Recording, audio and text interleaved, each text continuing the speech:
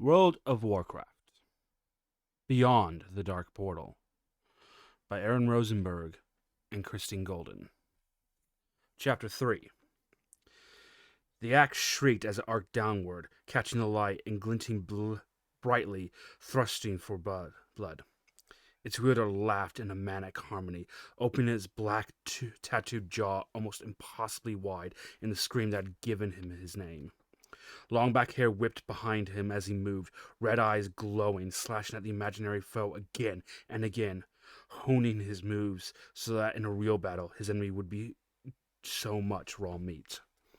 Grom Hellscream grunted and whirled and turned, sheer power tempered by skill, until the sound of his name began being called pulled him from the red haze and descended at such times, even in a mere exercise such as this. Grom! Grom Hellscream lowered Gorehowl, panting only slightly from the vigorous exertion, and glanced up to see an older but imposing figure stomping towards him. Kargath, he replied, waiting until the shattered hand chieftain had reached him. They clasped right hands. Kagar's left had been severed long ago and replaced with a wicked-looking scythe blade. Well met to many, it seems, the older chieftain said, nodding to where more orcs were gathering. Ner'zhul sent emissaries to every clan, or so I was told. Grom nodded, his black tattooed jaw setting into a grim line. Some of those emissaries had been his seat at the old shaman's request. He's planning something. Grom shouldered the massive axe, and together the two leaders turned and walked across the valley towards the ruins of the Dark Portal. Passing warriors from both clans, glares and sharp words were flying here and there, but at least no one was fighting. Yet. But what? It doesn't matter, Kargath replied. Anything is better than this. He ran his fingers absently along his scythe edge. These past 2 years we've sat and done nothing. Nothing! And why? Because the Alliance defeated us? So what? Because the portal was destroyed? Surely they can craft another.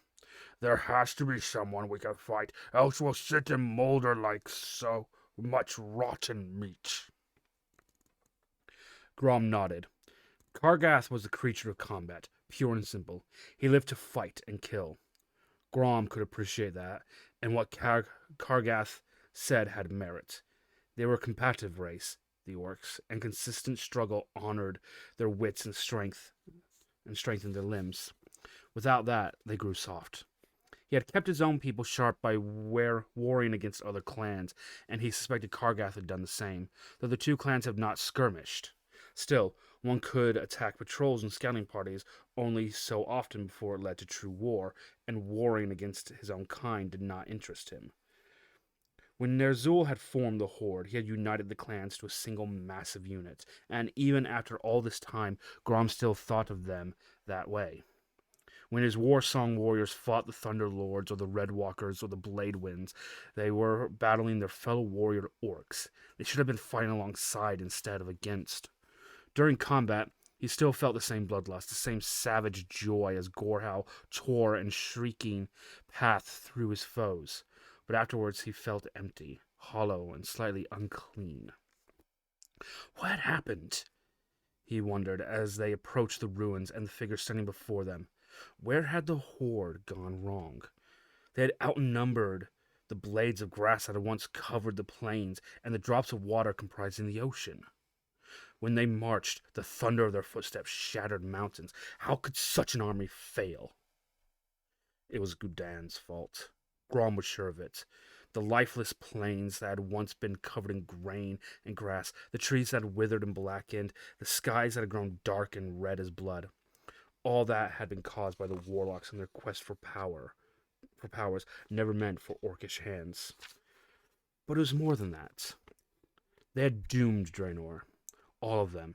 But Gul'dan had been behind the warlocks' every move, and it was his fault the Horde had failed to conquer that other world and claim it as their own.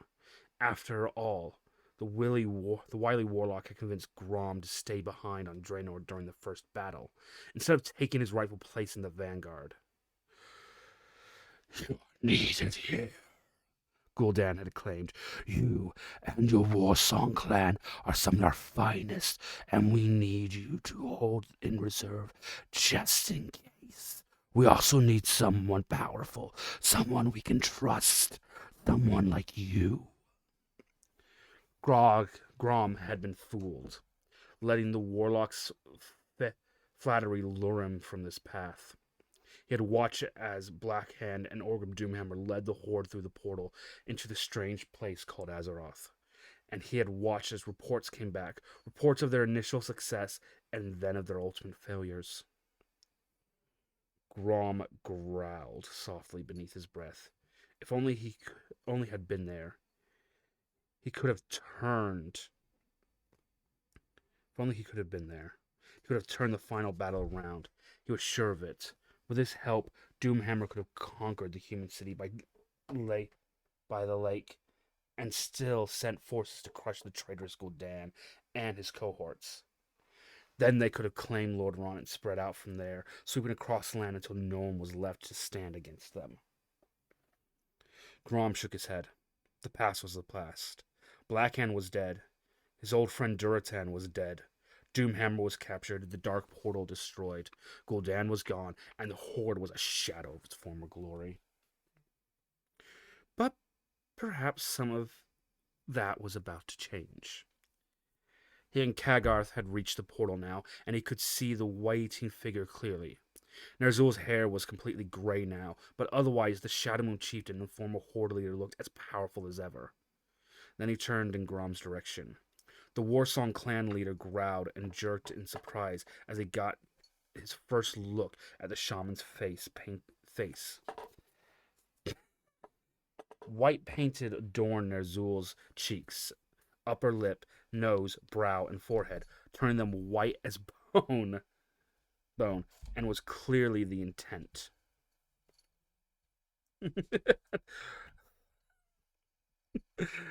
Grom realized the old orc.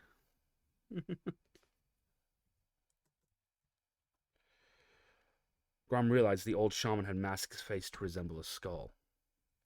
Grom Hellscream and Kagar Bladefist.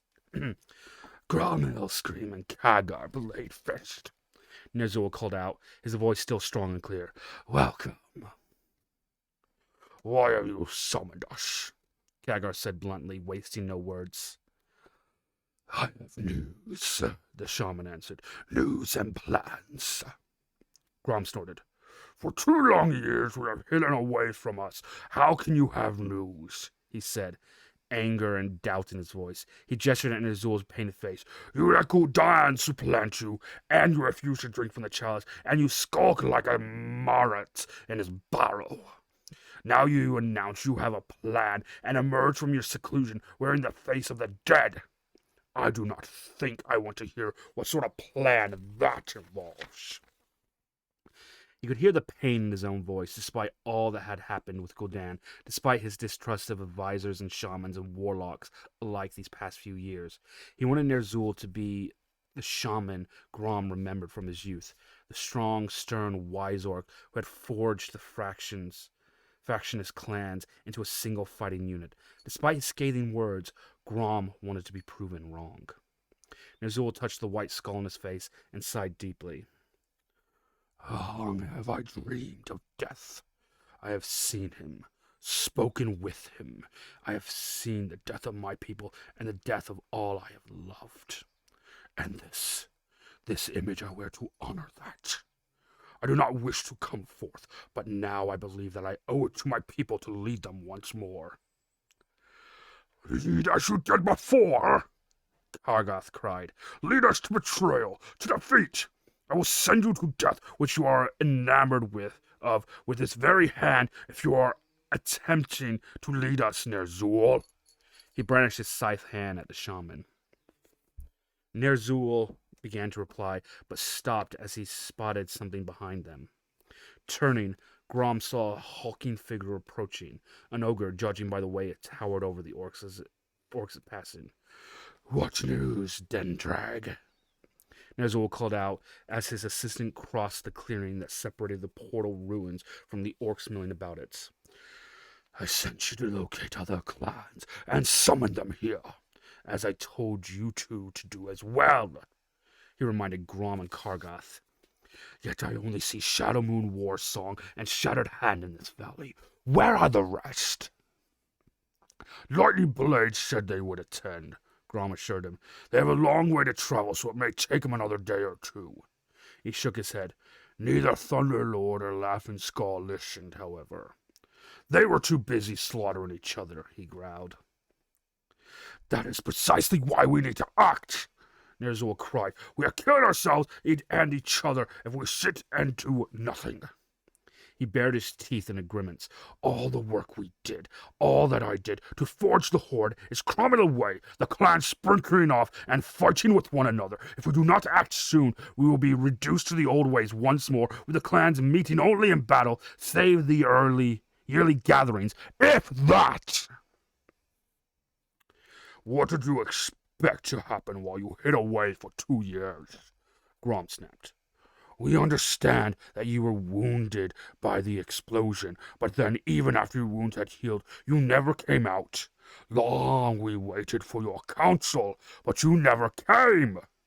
Of course we went our own ways. Of course we began fighting with one another. You abandoned us so you could dream of your dreams of death, Ner'zhul. And this is the result. I know, Ner'zhul said softly in pain. Grom's further angry words died on his lips in the face of that grief and shame. The Blade clan will join us, Kargath continued, breaking the uncomfortable silence. But Redwalker refused. They said the Horde is nothing but a memory now, and each clan must look out for himself instead, he snarled. I would have slaughtered their chieftain then and there, if you had not ordered otherwise. You would have been killed in return, Ner'zhul pointed out, or you would have slaughtered the entire clan, making good your escape. I did not want to risk you or lose them when there's a chance they might be persuaded. He pursed his lips. We deal with them soon, however. Never fear. He glanced around. What of the others? He noted that. What of the bone chewers? That brought a snarl to Grom's lips. I sent an emissary to Hadarkin's skull splitter, he said curtly. He sent back assorted limbs. They would be a great asset in battle, Kargath mused idly, stroking his scythe. The bone chewers are a powerful force in the field. Then he shook his head. They have grown even wilder since the portal fell, however. They cannot be controlled or trusted. Ner'zhul nodded. What of the White Claw clan? He asked Dendrag. The ogre frowned. Dead! Most of them! He replied. Mostly wiped out by other clans before the truth about Gul'dan and his warlocks came to light. Even after Durotan's exile and death, the White Claws never hid their sympathy for the Frostwolves and made them a target. Those who survived are scattered. He shook his head. In truth, it is a clan no more. Ner'zhul felt a shiver of guilt at the mention of Durotan. He had warned the now dead leader of the Frostwolves once, thinking to undo some of the damage he had done, but in the end it had been no use. Gul'dan's Shadow Council had found Durotan and slain one of the noblest orcs Ner'zhul had ever known. But regret and self-pity would not serve. He focused again on Dendrag's words and let himself grow angry. The White Claw clan was one of our oldest and proudest. Now they are little more than clanless savages. Is this what our race has fallen to? No more! We must rebuild the Horde and renew the bond between the orcs. Only in a united race can we have hope of survival, of honor, and of glory. Dendrag dropped to his knees. "You know I live to serve you, master," he said simply. Grom gazed at the elderly orc, his brow knitting. "Tell us this plan of yours, Ner'zhul," he stated, making sure his words carried to the orcs beyond the clearing. "Tell us if it is sound, we shall follow you." Kargath inclined his head. "I cast my word with Hellscream," he said. Ner'zhul regarded the three of them solemnly for a moment and then nodded. "We will wait until Lightning Blade and Blade Wind clans arrive," Ner'zhul said. "Then we go to the others again. The Thunderlord and the Laughing Skull and the Red Walkers, and even the Bone Chewer clans. Our people must be united. What if they refuse still?" Kargath growled. "Then we will persuade them," Ner'zhul replied, his grim tone leaving no doubt as to his meanings. Kargath roared his approval, raising his scythe high so it caught the light. Ner'zhul turned to Grom. "And you, Grom," he said softly, "while we wait for the other clans, I will tell you my plan and set you to a task." Grom's red eyes glittered. "Tell me what you have me do and why." Ner'zhul smiled, the death mask on his face making it rickus. "There's something I need you to find."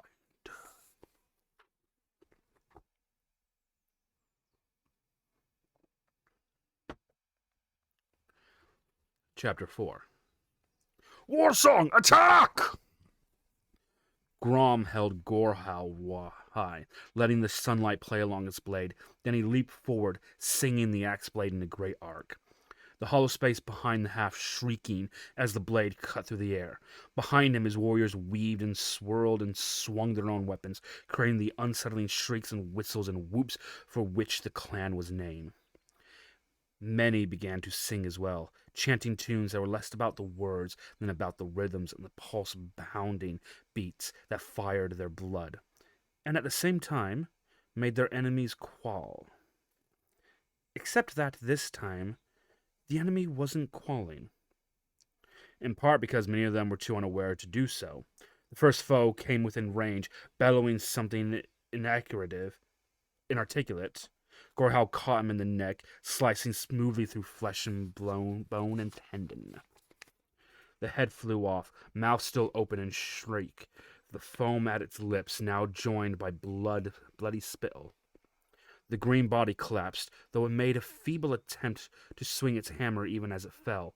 Blood splattered on Grom's face with warm red rain. He grinned, his tongue seeking out to lick it from his lips. One less bone chewer to worry about. All around him, the Warsong warriors were carving into the Bone Chewer clans. Normally, the Bone Chewer orcs were crazy enough to strike fear into any heart, but Grom had prepared his warriors. "They are like beasts, wild beasts," he had warned them. "They are savage and strong and know no fear or pain, but they have no sense either, and they do not coordinate or even consider. That they simply attack on instinct. You are the better fighters. Focus your minds, watch your flanks, work with your brothers, and we will sweep through them like wind through grass, laying waste to all before us." His people had cheered, and so far it seemed they were remembering his words. But he wondered how long they could go before their own bloodlust took control, pushing aside all rational thought and causing them to abandon strategy just as their bone chewer cousins had. He felt it himself, that sweat-hot feeling that quickened his pulse, that made him thrum with energy. As Gorhal split a charging bone chewer from shoulder to hip, Grom felt the joy and rage swirling within him, dulling his mind, charging his senses, threatening to sweep him away on a tide of raw exhilaration. He wanted to surrender himself, give in to the song of combat, and lose himself in the thrill of death and destruction of victory. But he would not. He was Grom Hellscream, chieftain of the war song. He had his duty, and he would require a clear head to fulfill it. A flurry of activity caught his eye. A massive orc lifted one of his warriors and hurled him bodily at the cluster of Warsong, then grabbed one of the fallen and wrenched an arm free to use it as a gore-dripping club. This was the one Grom sought. Swift as thought, he closed the distance between them, cutting down any bone chewer in his way and shoving his own warriors aside as well. At least he was facing the crazed orc with only a single body length between them. "Harkan!" he bellowed, swinging Gorhau in front of him, both to clear a space and so its shrieking would cut through the combat sounds all around them. "Harkan, skull splitter!" "Grom!" the bone chewer chieftain shouted back, holding high the limb in his hands. It still spasmed slightly. "Look, I have one of your orcs. Part of him, anyway." Harkan laughed unroariously, spittle flying from his mouth. "Call off your warriors, Harkan," Grom demanded. "Call them off, or we kill every last one of them." Harkan raised the severed arm high in response, and around him, many of his warriors still to hear what their leader had to say. "Do you think we fear death?" Harkan asked with surprising calm. "I know you don't," Grom replied. "But why throw away your lives here, fighting your own kind, when instead you can spend them slaughtering humans on Azeroth?" That made the bone chewer tilt his head. "Azeroth? The portal fell, Hellscream! Or don't you remember?" He grinned, a nasty expression that revealed his many broken teeth. "Not that you were ever allowed to set foot on that other world, of course." Grom's head pounded, and his vision turned red for a moment. He desperately wanted to wipe that sneer off Harkan's face, preferably with Gorhau's blade, but he knew his fellow chieftain was deliberately goading him and used that knowledge to help resist the fury that so wanted to boil to the surface. "You weren't either," he retorted, though he had to grit his teeth not to shout the words or simply spit them. "But now you get your chance. Ner'zhul says he can open the portal again. The Horde will return to that world and conquer it at last." Harkan laughed, a rough sound that started low and rose to a shrill crackle. "Ner'zhul! That withered old shaman! He gets us into this mess, then runs off and hides, and now he wants us to dance to his command all over again. What do we gain from it all?"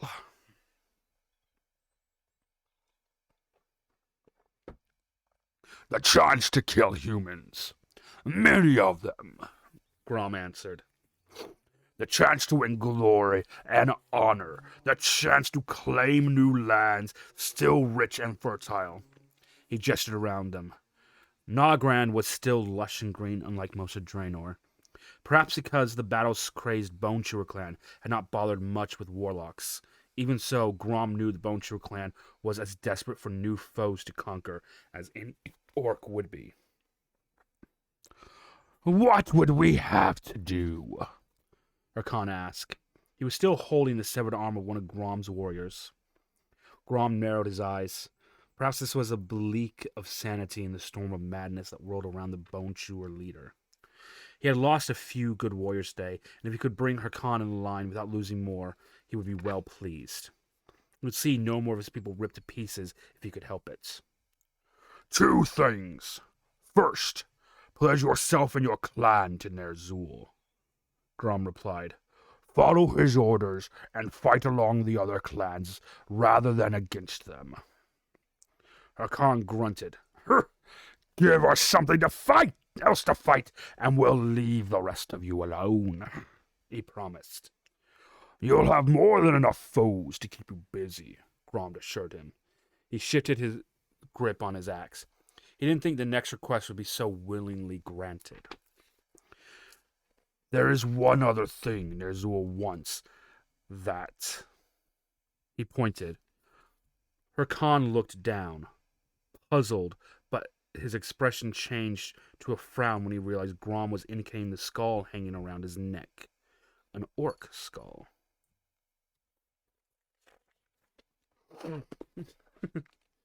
Bleached from the years of exposure. Deep gouges were visible in the bone. The bone chewer chieftain scowled. No! He cannot have this! He rested one hand protectively over the ornament. It's not just any skull. It is Gul'dan's skull! Are you certain? Grom replied, hoping to plant the seed of doubt. I was told he died on Azeroth. He did, Harkon said. Torn apart by demons, they say on an island he raised from the sea itself, killed by his own power and pride. He scoffed. But at least one of the warlocks with him survived. He escaped the temple they had found there. On his own way out, he found Gul'dan's remains, ripped to shreds, he said. The bone chewer leader shrugged. Even dead, they had power, or so the warlock thought. Looks like... thought, especially the head, so he took it with him. He laughed. Looks like Gul'dan got to return to Draenor after all. How did you get it? Grom asked. Again, Khan shrugged. A warrior killed the warlock and took it from him. I killed the warrior and claimed it myself. Or perhaps there were others in between, no matter. Once I saw it and learned whose skull it was, I knew it must be mine. And it is. He grinned again. And I will not part with it. Not for Ner'zhul, not for anyone. Grom nodded. I understand. His attack was sudden and swift. Gorehowl already sliced in the air as he leaped forward. Harkon was an experienced warrior, and for once he was thinking clearly. He had dove to the side, the axe streaking past his shoulder, and then spun, his massive fist catching Grom across the cheek. The blow sent a jolt of pain through him, but Grom ignored it. Harkon grabbed a war club dropped by one of the warriors he killed and swung it towards Grom. Grom danced aside, the club narrowly missing his chest and lashing out again. Gorehowl caught Harkon across the upper right arm, carving open the flesh. Grom was vaguely aware of the gathering orcs watching, waiting to see who won. He knew more than just his own life hung upon the outcome of this battle, but he could not spare no more than a passing thought for such a thing if he were to be the victor. Harkon was proving to be a worthy foe. The big bone chewer chieftain was as large as Orgrim Doomhammer had been, and almost as fast. And when he was thinking, Harkon was no fool, but a wily old warrior, one who could read an opponent and anticipate his moves. He proved that as he ducked another swing and came up beneath it, slamming both hands into Grom's chest and sending him stumbling back several paces. But the moment of clarity had passed. Already, Grom could see his foe's eyes beginning to roll back and foam flecking at his lips. Harkon breathe was becoming labored, and his strikes more powerful, but also less controlled. Grom easily ducked or blocked the wild swings, although his arms strained with effort. Grom bared his teeth in a savage grin, feeling the bloodlust rise within him. It wanted to control him, as it had controlled Harkon, but Grom would not let it. He was the master, not it. It was time to end this. He ducked beneath Harkon's latest swing, filled his lungs, and thrust his head forward into the bone chewer's face. His black-toothed jaw opened, almost impossibly wide, and a violent, gut-wrenching scream pierced the air. Harkon's own scream was a bass counterpoint as he champed huge hands to his bleeding ears and dropped to his knees in agony. Blood spurting from his nose and eyes and dripping from his open mouth, Grom's legendary war cry mutated into a laugh of triumphant as he swung Gorehowl in a smooth arc, separating Harkon's head from his massive shoulders. The body continued to move, its arms flailing for a moment. For a second it paused as if it was listening with some other senses, then pitched forward to the ground. It lay there, twitching slightly. Grom stared at it, grinning, then kicked the body over. Fortunately, the prize he had come for was undamaged. He looked at the skull for a long moment, remembering Gul'dan, remembering Ner'zhul, remembering all that had happened over the last few years. Then he pulled a thick cloth bag from his belt and draped it over Gul'dan's skull, scooping the grisly item up safely. Terran Gorfin had spoken with Grom before he left, and the Death Knight had warned Grom not to touch the skull directly. While Grom disliked and distrusted the Death Knight, an unnatural thing somehow returned from death and wearing a human corpse for flesh. He did heed the warning.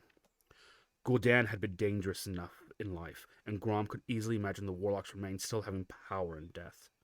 Straightening, with Gorhal in one hand and the bag in the other, Grom looked out over the assembled orcs, Who now speaks for the Bone Chewer clan? He demanded loudly. A tall, powerfully built young orc pushed his way forward. He wore a belt fashioned from orc spines and braces carved from the spine segments of an ogre. A heavy spiked club rested across one shoulder. "I am Tagar Spinebreaker," he announced, proudly, though his eyes shifted uneasy to Harkon's body before returning to Grom. "I lead the Bone Chewers now." Grom gestured with the bag. "I have taken the skull. Now I will ask you, Tagar Spinebreaker, will you join us, or will you join Harkon?" The Bone Chewer chieftain hesitated.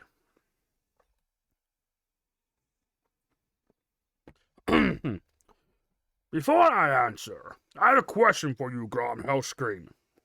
You ask us to follow Ner'zhul. Why have you chosen to do so? You once said he created all our troubles." So the brute wasn't stupid as he looked. Grom decided he deserved an answer.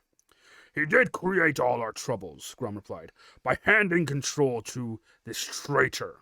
He gestured with the bag, "and letting Gul'dan do whatever he chose without obstruction.